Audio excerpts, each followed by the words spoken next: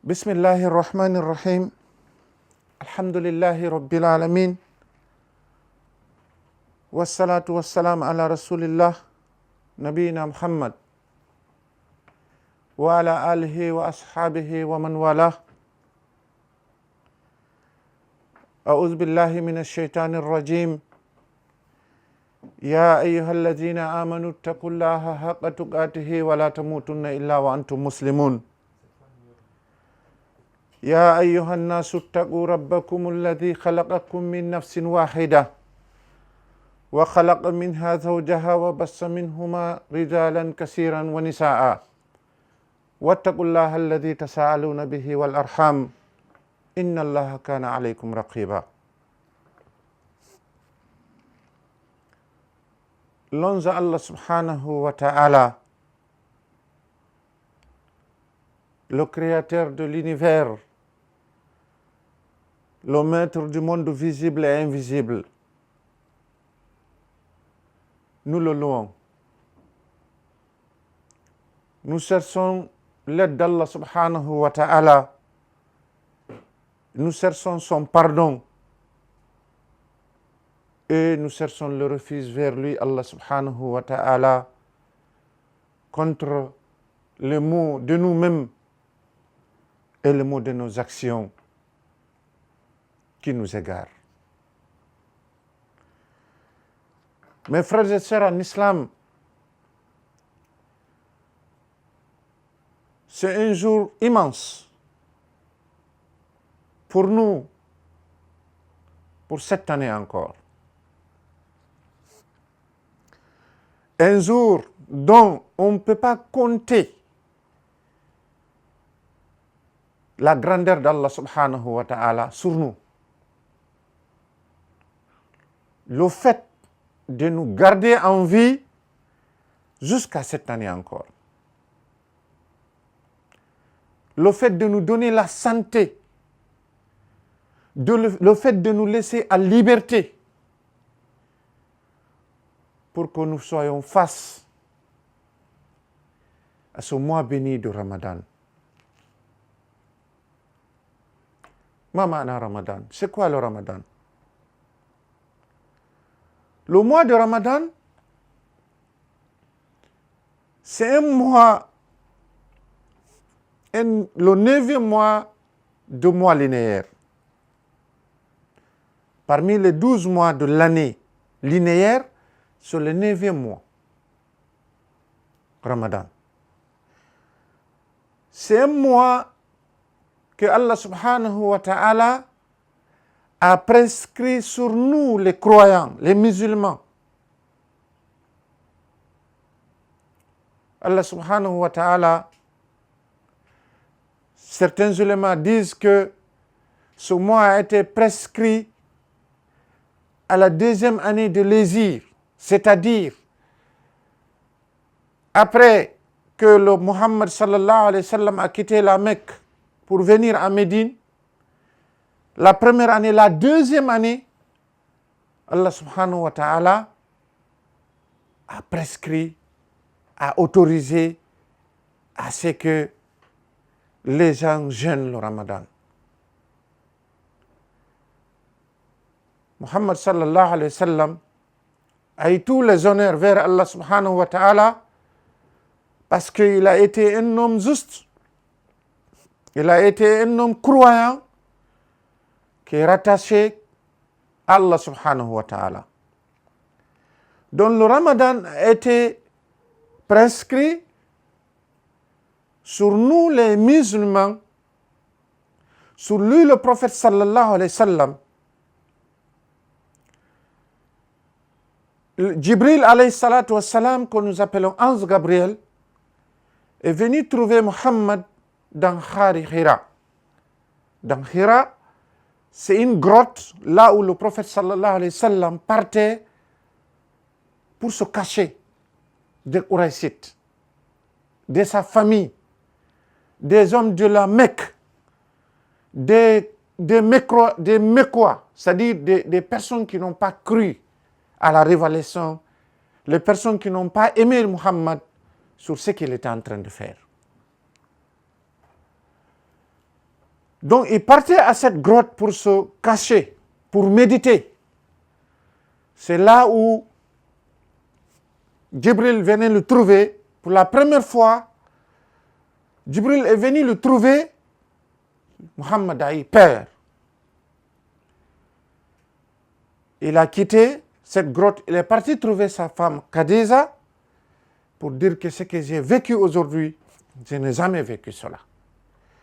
Mais puisqu'il avait une bonne femme, c'est pourquoi l'homme doit avoir une bonne femme venant d'Allah subhanahu wa ta'ala, bien sûr par les prières. En ce moment, et cette femme a consolé son mari en disant que tu es le meilleur que je connais sur terre, tu es la bonne personne, une personne juste, une personne patiente, une personne croyante. Ça c'est avant la révélation sur lui, avant qu'il ne soit messager, avant qu'il ne soit prophète. Mais Allah subhanahu wa ta'ala avait envoyé Jibril pour cette préparation, pour préparer Muhammad sallallahu alayhi wa sallam pour être messager, pour être envoyé d'Allah sur terre, sur nous, sa communauté. C'est là où Jibril alayhi salatu wa salam a dit à Muhammad, Iqra, il faut lire. Muhammad sallallahu alayhi wa sallam lui a répondu, comment je peux lire? Je n'ai jamais lu, je n'ai jamais écrit. Il y a eu des mouvements qui sont passés, très durs pour Muhammad sallallahu alayhi wa sallam. Parce que Jibril, quand il a répondu à cette question, quand il a dit de lire, il a dit, je ne peux pas lire. Jibril a serré Muhammad contre lui. Il a épinglé. Jusqu'à Muhammad a eu peur. Mais c'était un programme d'Allah subhanahu wa ta'ala sur le prophète sallallahu alayhi wa sallam. Parce que Jibril alayhi salatu wa salam, il n'osait pas faire à Muhammad que ce que Allah lui a pas dit de le faire. Parce que c'était une personne qui était surveillée. C'était une personne qui était sur une haute autorité d'Allah subhanahu wa ta'ala. Allah veillait sur lui et ses anges aussi veillaient sur lui. D'ailleurs, les anges d'Allah subhanahu wa ta'ala ne font rien que ce que Allah ne leur dit pas de le faire. Voici la différence entre les anges et nous. Bien que nous, on est venu sur cette terre, Allah subhanahu wa ta'ala nous a instruit ce que nous devons faire, mais malheureusement par le mauvais comportement de l'être humain, il dérape. Il fait ce que Allah subhanahu wa ta'ala n'aime pas. Donc, Allah subhanahu wa ta'ala a fait descendre le premier verset sur lui, là-bas, dans cette grotte Al-Hira, là où il a dit « Iqra bismi rabbika alladhi khalaq ». Lis au nom de ton Seigneur, le créateur de l'être humain, le créateur de tout ce qui a existé. Lis son nom. Iqra bismi rabbika alladhi khalaq. Lui qui a fait connaître c'est-à-dire la plume d'écrire. Lui qui a fait connaître être humain, ce qu'il ne savait pas. Donc c'est Allah subhanahu wa ta'ala qui a ordonné la plume d'écrire. C'est Allah subhanahu wa ta'ala qui a ordonné à l'être humain de connaître.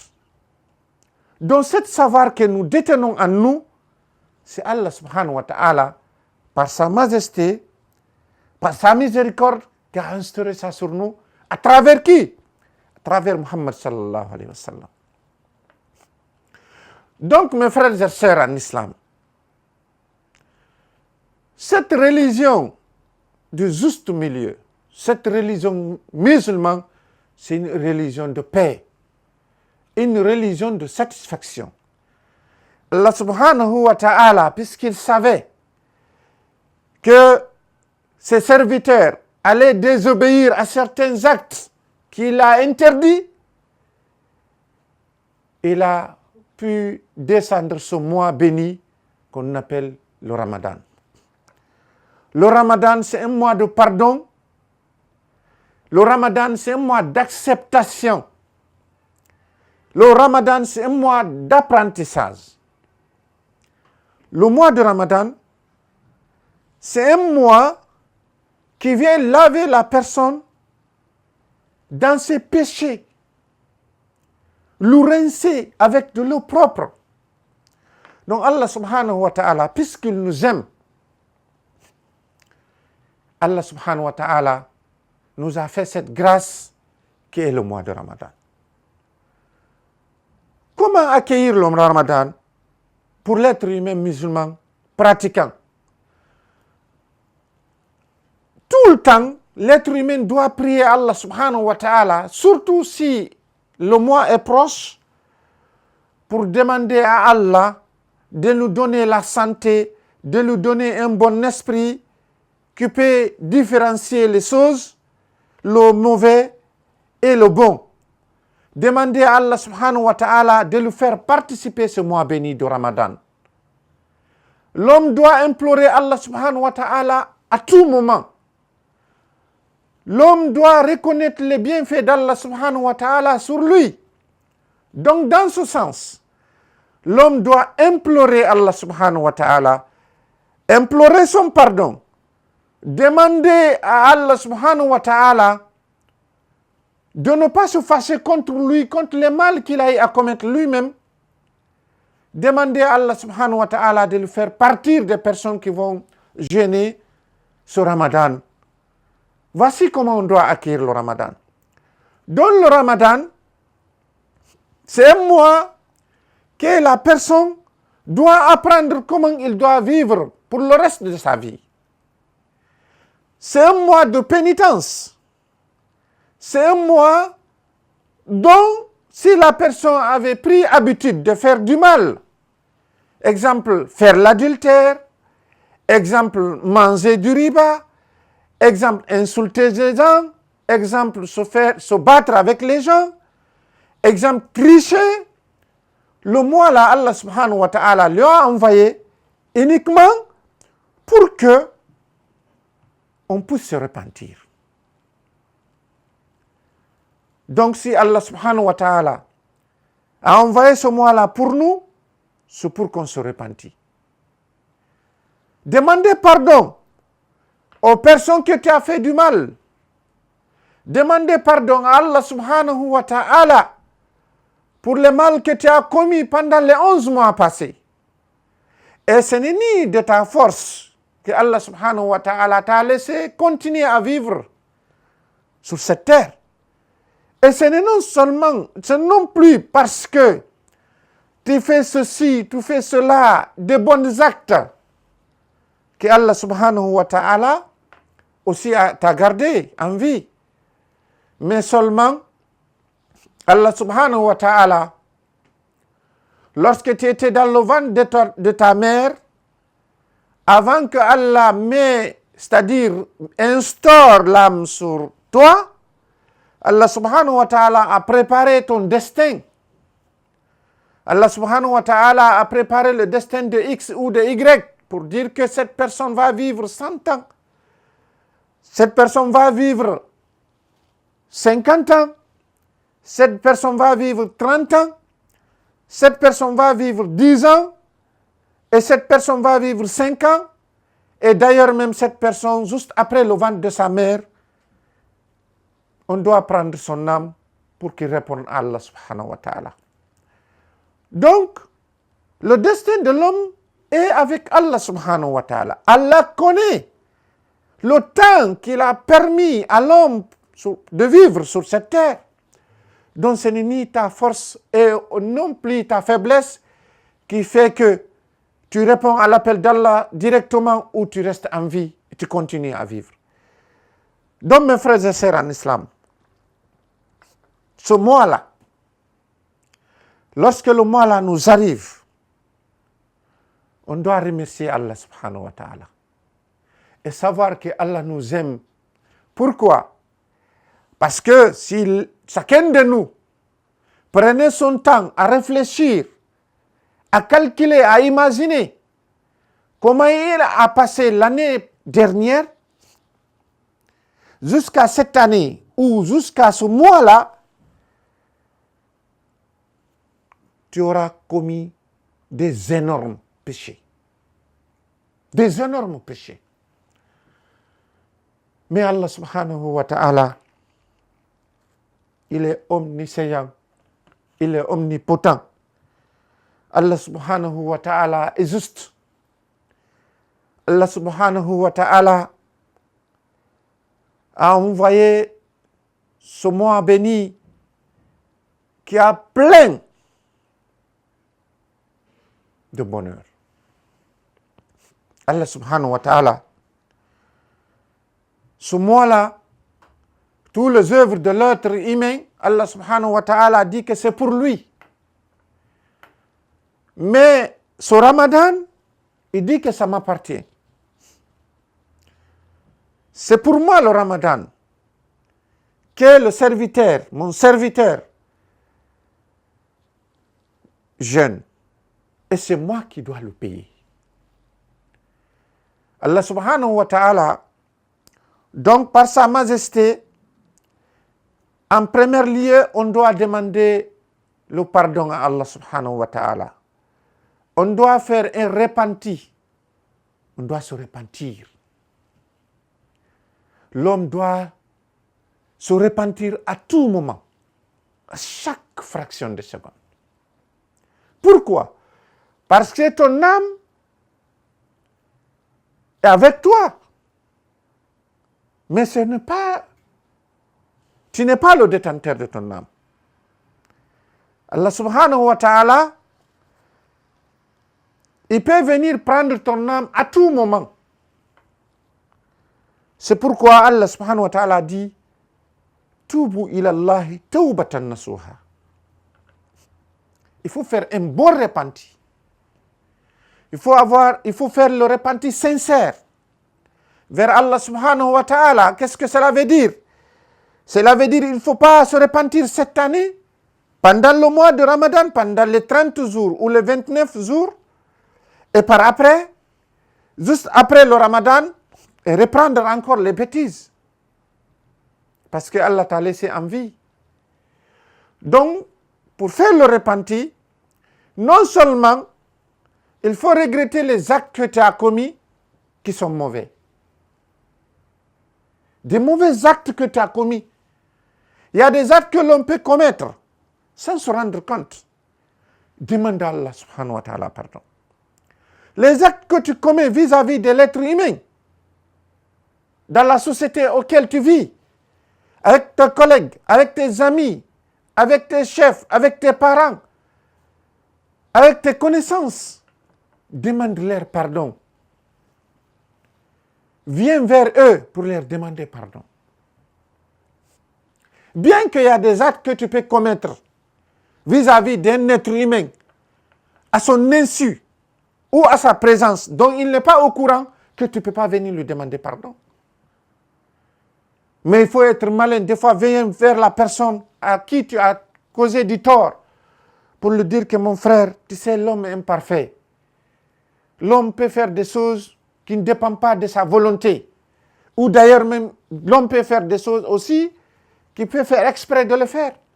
Donc pour l'amour de Dieu, puisque nous vivons ensemble, on est des collègues, on est des frères, on travaille ensemble.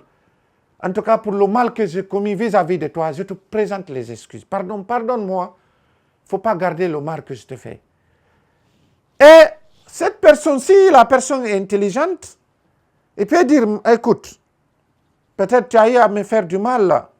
Mais moi, je ne me rappelle pas, mais de toute façon, je te pardonne. Moi, je te pardonne le mal que tu as fait contre ma personne. Et toi aussi, lorsque les gens viennent vers toi pour te demander excuse, il faut accepter. Il faut dire, moi aussi, je vous pardonne. C'est pourquoi, quand tu pardonnes les gens, Allah aussi va te pardonner. Donc, le mois de Ramadan, c'est un mois de pardon, un mois de concentration, un mois d'apprentissage, un mois dont les bonnes œuvres, les bons actes, les récompenses sont multipliées, c'est Allah subhanahu wa ta'ala. À partir de 10 jusqu'à X, Allah subhanahu wa ta'ala peut payer son serviteur d'un bon acte qu'il a fait pendant le mois de Ramadan, commençant par 10, par 100, par 800, par 700, par 7000, par 7 milliards, ainsi de suite. Ça dépend d'Allah subhanahu wa ta'ala. Ça dépend de la satisfaction de Allah sur cet acte que tu as fait.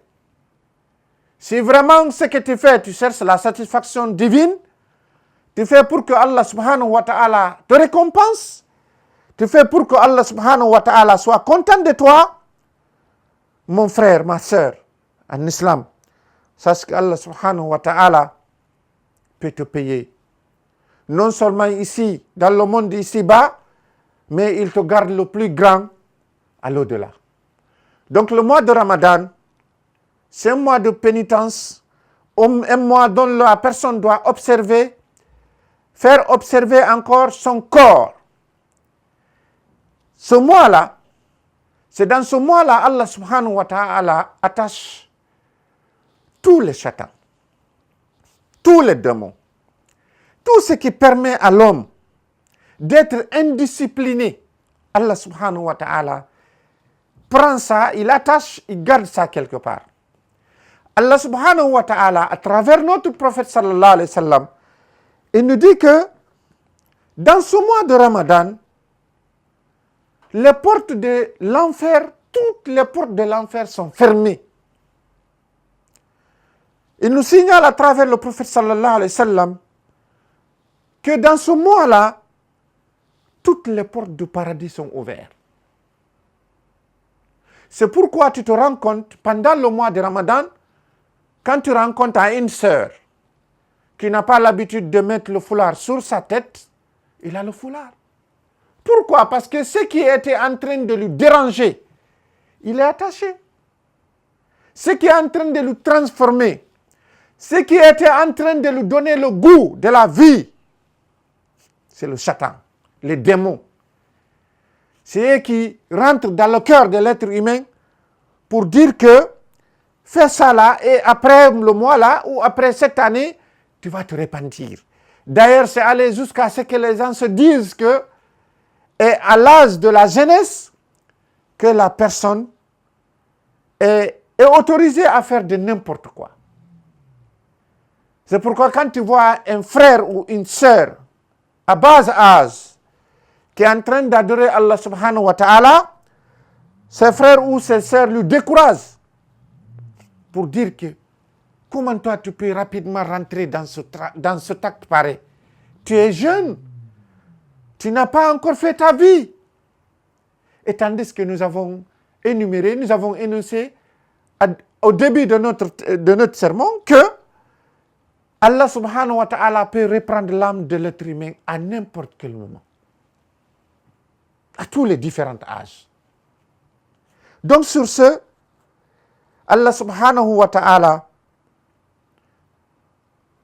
a fait sa miséricorde sur nous en nous donnant, en nous faisant observer ce mois de Ramadan. Le mois de Ramadan,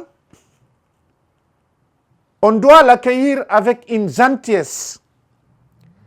Nous devons jeûner le Ramadan avec sincérité, avec l'amour, avec satisfaction vers Allah subhanahu wa ta'ala. C'est-à-dire chercher à obtenir la satisfaction d'Allah par rapport à tout ce que nous allons faire dans ce mois de Ramadan. Mes frères et sœurs en islam, le mois de Ramadan vient nous laver, enlever les taches noires sur nous. Le mois de Ramadan vient nous accueillir pour que nous rentrons dans le paradis. Le prophète sallallahu alayhi wa sallam a dit que pour celui dont le mois de Ramadan nous trouve en vie et lui laisse, et que cette personne rentre dans l'enfer, que ce serait bien pour cette personne. Pourquoi? Parce que le mois de Ramadan, c'est un mois dont Allah subhanahu wa ta'ala pardonne la personne contre les péchés qu'il a eu à commettre. Allah subhanahu wa ta'ala l'affranchit pour rentrer dans l'enfer, pour qu'il soit une personne du paradis. Donc, mes frères et sœurs en islam, voici cette année encore ce bonheur, c'est immense que Allah subhanahu wa ta'ala est en train de nous faire vivre. Donc acceptons de se lever, invoquer Allah subhanahu wa ta'ala, prier tous les jours, prier toutes les nuits, jeûner comme ça doit se jeûner. Il ne faut pas aussi jeûner de n'importe comment. Il faut chercher à savoir comment l'être humain doit jeûner. Il faut jeûner pour que Allah t'inscrit parmi les jeûneurs. Parce qu'il y a certaines personnes qui vont observer le jeûne et après le jeûne, ils n'ont rien comme récompense. Pourquoi? Parce qu'ils n'ont pas cherché à savoir comment on doit jeûner. Donc, Inch'Allah ta'ala, avec nos différents numéros, nous aurons à expliquer, et lorsque le Ramadan arrive, comment la personne doit entamer le mois de Ramadan. Inch'Allah ta'ala, je prie Allah subhanahu wa ta'ala que tous les mauvais actes que nous avons eu à commettre, qu'Allah subhanahu wa ta'ala nous pardonne. Je prie Allah subhanahu wa ta'ala qu'il nous donne la force, qu'il nous donne la santé, qu'il nous donne l'esprit ouvert de comprendre pour qu'on puisse adorer Allah subhanahu wa ta'ala, pour qu'on puisse observer ce Ramadan, pour qu'on puisse avoir le 29 ou le 30 mois de pénitence. Mes frères et sœurs en islam, puisse Allah subhanahu wa ta'ala fasse de nous que ce Ramadan-là, que nous allons observer cette année, qu'Allah subhanahu wa ta'ala fasse que nous soyons de bonnes personnes à cause de ce Ramadan. Qu'Allah fasse que, à cause de ce mois saint de Ramadan béni, fasse que qu'on s'accepte entre nous, qu'on s'aime entre nous en Guinée ici, qu'Allah subhanahu wa ta'ala fasse que sa paix et sa miséricorde soient sur nous tous les fils et filles de Guinée. Qu'Allah subhanahu wa ta'ala fasse qu'on enlève qu'on éradique, c'est-à-dire qu'on enlève à côté de nous et ce fléau dangereux qui est en train de ronger nos cœurs, qui est en train de se pénétrer dans nos cœurs entre nous, c'est-à-dire ce qu'on appelle ce racisme. On n'a pas de place pour se haïr, mes frères et sœurs en islam. Ce pays-là nous appartient tous. Notre bonheur, c'est l'union. Parce que c'est l'union qui fait la force. Puisque Allah subhanahu wa ta'ala réunit nos cœurs, puisque Allah subhanahu wa ta'ala fasse qu'il y ait amour entre nous, puisque Allah subhanahu wa ta'ala accepte nos pardons, puisque Allah subhanahu wa ta'ala fasse que nous observons du premier jour au 29 jours ou au 30 jours de ce Ramadan de 2022.